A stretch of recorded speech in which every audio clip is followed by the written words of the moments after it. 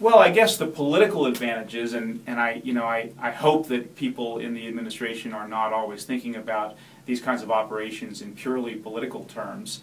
But I guess the political advantage is that if Barack Obama is successful in eliminating large numbers of Al-Qaeda, the Al-Qaeda leadership, and can then say, I have dismantled, or I am in the process of seriously dismantling Al-Qaeda, particularly for a Democrat, that is going to have real political advantages. It takes, in some ways, it takes off the table one of the main weapons that Republicans have traditionally used against Democrats, which is to say that that Democrats are soft on terrorism, are not strong enough. But there are also real disadvantages to killing rather than capturing, and I think this is something that people within the administration and in the national security bureaucracy understand. Captures are the coin of the realm in counterterrorism.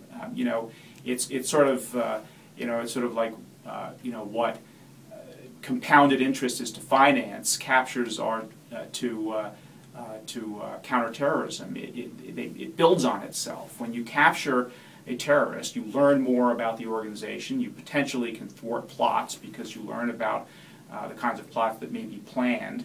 Almost any counterterrorism expert or professional would say they would much rather capture rather than kill.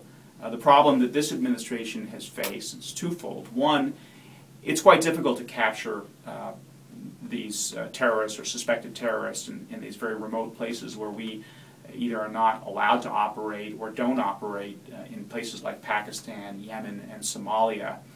There's another problem which creates incentives toward killing rather than capture, which is that the detention, the sort of politics and the legal issues surrounding detention are extremely difficult. President Obama, as everyone knows, promised to close down Guantanamo.